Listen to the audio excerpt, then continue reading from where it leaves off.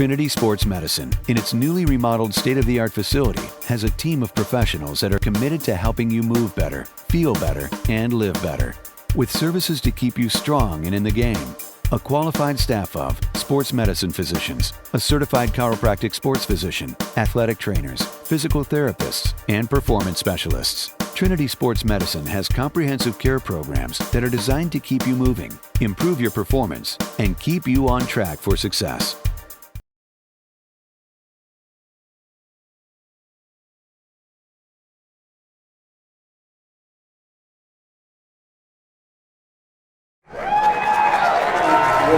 Hey, Week 10. Week 10, welcome to Week 10 Star Sportscast. Mike Mathison, Matthew Peaslee, Fred Younts, a.k.a. Dumb, Dumber, and Dumbest. We're here. Why do I got to be dumbest? Because you were here last week. It's true, but still. Because we can. Yeah. We're the youthful version of the Duck Dynasty going on right now. Yeah, I heard you guys killed me last week. We whooped you, but boy. since I don't watch if I'm not on it, I didn't know what happened. We buried you. But, you know. You expected it. I expected it. You completely expected it. Okay, the off-the-wall question of the week real quick. Favorite female athlete? Mine's easy, so. I'll tell you, going back a couple years, I didn't golf in high school. I wasn't never on the golf team, but I enjoyed golfing. Right. And there was a teenage golfer back when I was in high school named Michelle Wee. Oh yeah, remember her? Yeah, I loved her. I had I got a poster of Michelle Wee hanging in my room when I was a talented little kid. Talented young lady. I don't know whatever happened to her though. I think she just fell off the. She's on tour. Oh, is she still? Yeah, she's on the LPG tour. Yeah. See, once she lost her luster, I forgot about her. But I enjoyed Michelle Wee back a couple years ago. Absolutely good player. Maddie Goulin. Even with the loss, go blue. She can hit a softball really long way. Yeah. Just broke the school record as a sophomore. Oh. Listen, last year when they played Bloom Carroll in the district regional, she jacked the girl that's going to Washington. She hit us so hard, and that was right after Taylor Clark. It was either Who was my favorite? If you'd asked me last year, that was my favorite. But they went back to back last year. I'm standing on third base, going, gone, and then we're going. They just lit her up. Yeah. That was literally one of the best coaching jobs I've ever seen by Coach D and the girl, because no one scored that many runs or had that many hits off Bloom Carroll. My favorite female athlete, my daughter. Oh. Yeah. Dude, you don't get to coach your kid too much, and I get to coach my daughter. Now she's still working through. Hold on, she's still working through the emotional scars of having her father as a coach. Yeah, I'm sure. I feel for her. Yeah, that poor girl. I know when we got in fights, because it was kind of coach. Player, father, daughter. Because she was talented. I always got in trouble. No, I always got in trouble because my wife just lit me up. So, but we're used to that as married men, aren't we? Yeah, I'm always in trouble. I'm in trouble right now. I'm in trouble just being here. All right. Before we talk real quick about Week 10, we need to go to last week's game at Jimmy Carey because you actually won. There was a game? That was a game. Rumor has it. I didn't know they had a game there last week. And you actually saw it as a spectator for the first time. Yeah. And you were there seeing small school football for one of the first times. And like you posted on Facebook, and I wrote in my column, that's where reality met hype. Yeah. My goodness, was that a good football game. Yeah, it was a fantastic game. Both teams should be commended, and to watch both defenses play last week, I mean they were phenomenal because we saw them both rack up points on probably lesser competition through the season, and both defenses just stepped up to the task. Were making great plays, even a play that set up to win. We talked about it. The defense was there. They contained Comas. They kept him from scrambling.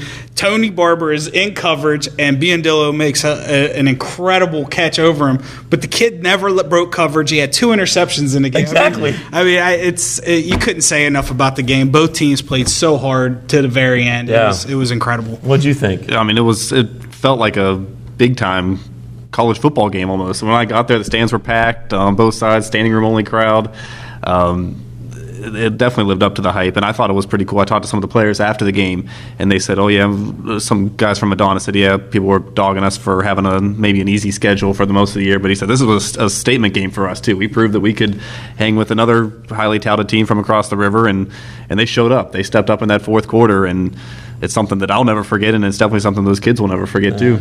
And the game Bowser had, we don't think we talk about him enough. Oh, we have my mentioned him because of Nero and Comas. Obviously, we hear about them a lot. But the game Bowser played, especially defensively, oh my goodness! I mean, he shut down that end zone. Two interceptions in the end zone and broke up another pass in the end zone. He broke another. So I mean, he was phenomenal. And there were some fools saying that Comas was soft.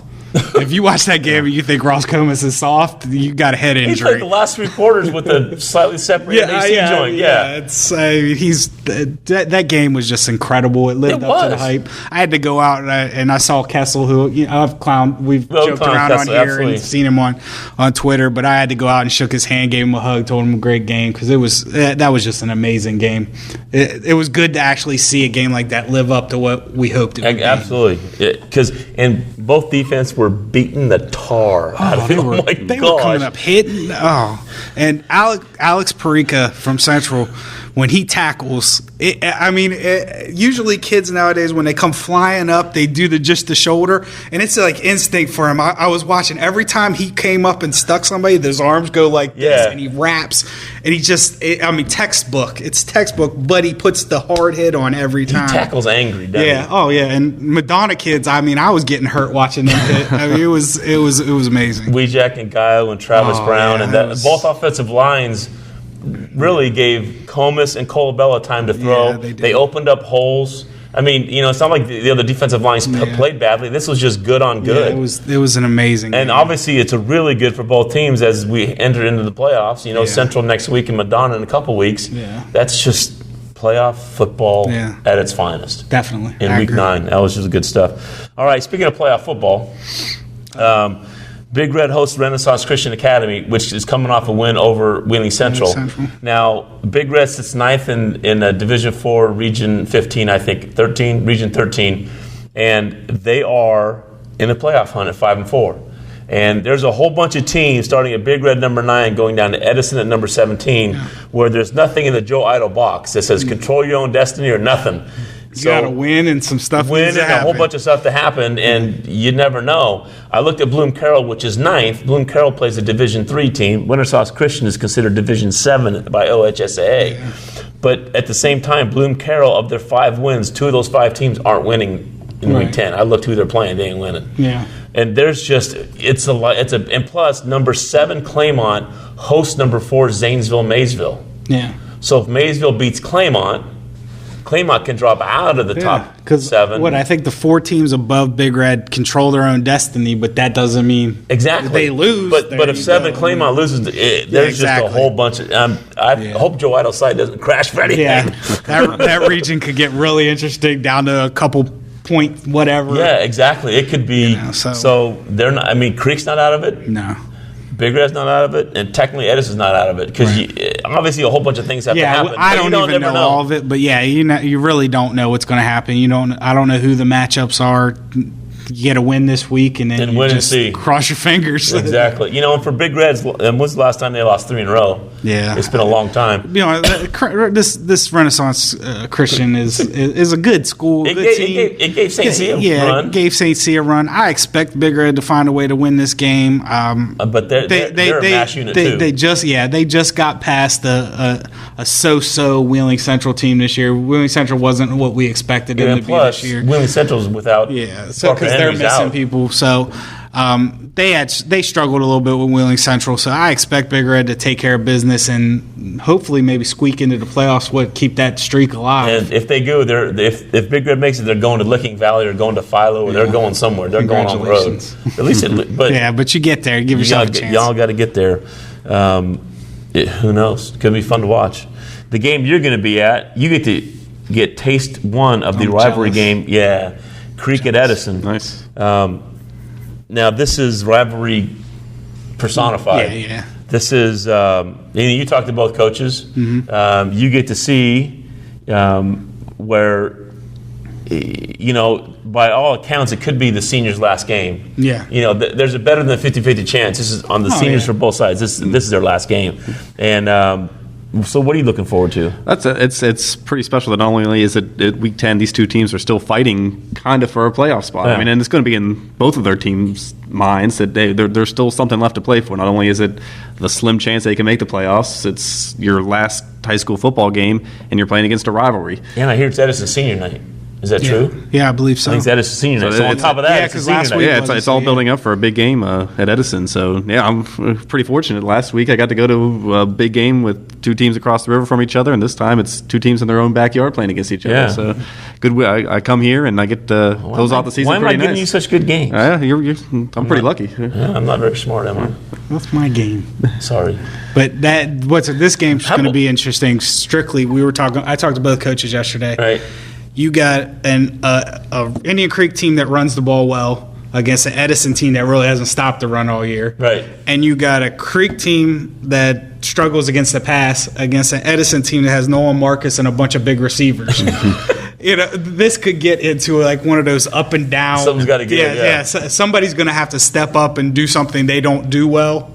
They're going to have to improve really quickly, or this is going to be a pick the over. That's all. Well, but you're in this in a chair that you watched Creek play Ferry. Yep. And you watched Creek own Ferry for 2 quarters. Let's face it, from Ferry's opening touchdown until the 80-yard run, that was Creek's ball game. Yeah. Then you watched last week. You watched Edison own Ferry for the half, except for one drive. Yeah, except for one drive. And then you saw Ferry own Edison for the second half. So you've seen both teams. I mean, so what's your prediction? Honestly, I took Edison this week. Because of Nolan Marcus. Yeah, I think Nolan Marcus is an X factor, not only because of how well he throws the ball, and I like the matchup on the outside with his receivers, Springer and Elise. Right. Elise really stepped up last week. And the big body against the smaller Creek defensive backs, they're not burners, they're big, and he gets the ball up to him. But if the throw isn't there, he's such a danger to run the ball. His feet, yeah. Nolan Marcus is an incredible athlete overall. I think they're a little more balanced than Creek this year. Right. And as good as Roar is, and Roar could seriously, that running game behind that senior offensive line, they're fired up.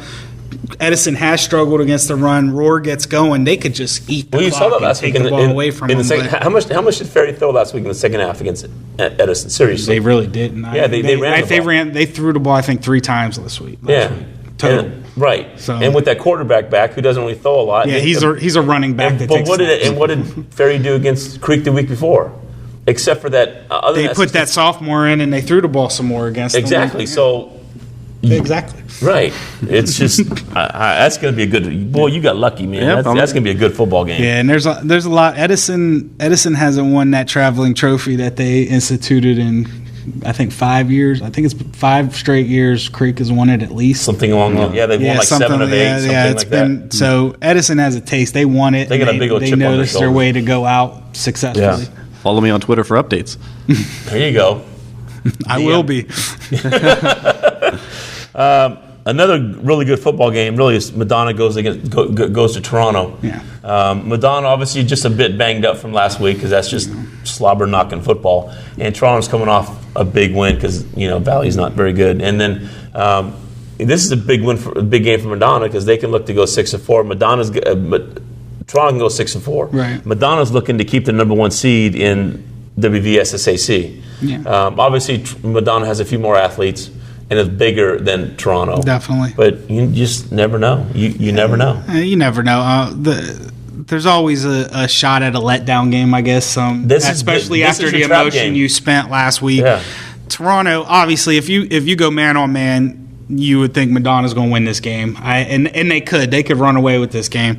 But there's enough athletes to make plays on Toronto's team that if there is a letdown, you never know what could happen. Like I said, I fully expect Madonna to come out and handle business, but there's, like I said, always a chance for a letdown game. We'll see what happens. Toronto plays well at home. I think they lost the first game of the year. I think it might have been to Wellsville, and that was pretty close. But they've won every home game since then. I mean, they haven't played the best teams. They played Connaughton Valley, Bel Air, St. John, but they're taking care of business at home, and they're going to be excited to finish off the year against a team that's obviously coming in undefeated and kind of to shock the world. Yeah, because you never know. Yeah. You get the Glenn brothers and Stewart and all of those. You just never know. which is, as they say, why you play the game. Exactly. The Red Riders get East Liverpool. Who knows, man? Because Weir's at home. They scored 28 last week against Brook, although Brook scored 50-something. Their defense has been porous. Yeah, but they're still playing kids. But but they still have on the offensive side, they're going to score because they have Larch and Bennett and Rice and Cameron Davis and Nate Hartman. And they have those kids, or Matt Hartman. They have those kids. They're going to have to use that quickness because East Liverpool has a big, strong mind. Right. I seen them. I got to see them against Indian Creek this year. They really are strong up front. They have some size, some strength. Madonna. Weir's going to have to use their speed this week to have any chance to win that. Yeah, because if Weir gets on the wings, look, you never know. Yeah. You just never know. Harrison goes to Buckeye for the Vales Trophy. Harrison's coming off a big win last week against Creek, and I don't think anybody saw 49 coming off that. No. No, not at all. And and this is another rivalry game. That's 4 of them so far, 3 of them so far.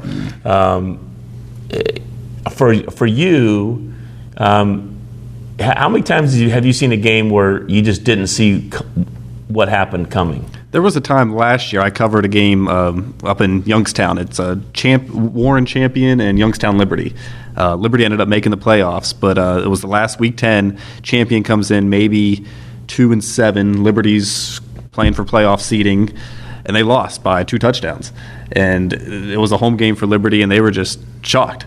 And then they ended up winning the next week in week 11. But still, it was. I remember talking to their coach afterwards, and he was more upset about losing that game than he was losing in the second round of the playoffs because the team came out, overlooked their opponent, and wasn't ready for that to happen. So it could happen. Absolutely. It's just funny that kids say week by week, they look at it week by week, but I don't know how always true that is. I mean, as a fan, I'm always looking for, hey, what my team's in the playoffs. What are we going to do? Right. What are we going to do after that? But you have to. The regular season, it's what matters, and it's got to be easy for kids to kind of look at what's to come instead of the task at hand. So it can happen. Yeah, because obviously Harrison look at Buckeye being 1-9, and we can beat them. We'll finish 5-5, and definitely Buckeye can play, man. You got a Harrison team coming off the excitement of what they did to Indian Creek last week.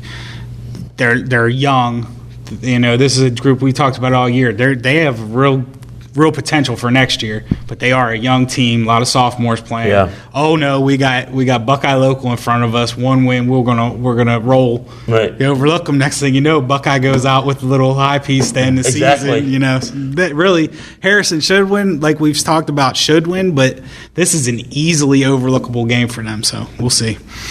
Easily overlookable. Thank you. Wow. I don't even know if that was real. I don't even know if that was that's a real word. Sentence, yeah, or if that was an actual. But that's never stopped you before. No, never. Ever. It sounds good coming off the tongue. Overlookable. Seriously. Easily overlookable. Easily overlookable. I need to write that one down. Yeah. No wonder why we killed him. No wonder why we guys. killed him last week. Seriously. We missed you though. McElwain's in tears right now. He's in tears because he loves me. That'll be coming. Oh, well, at least someone does, because we know your wife doesn't. Not she just right tolerates now. you. I'm in trouble right now. I'm Yeah, it's telling you, as soon nothing as to- I get home, we can take this as long as we want with this, because when I go home, I'm probably going to get yelled at. It's nice being. There's no probably about it. Yeah, I don't even know what I did yet, but we'll find out when I get there. If you don't know what you did, I ain't telling you. Exactly. I've heard that before. I only hear the bad parts of marriage, so I don't think I'm ever going to get married. Let me see. There's a good part. Her name is Nora. Oh, yeah. I got a daughter. Love you, sweetie.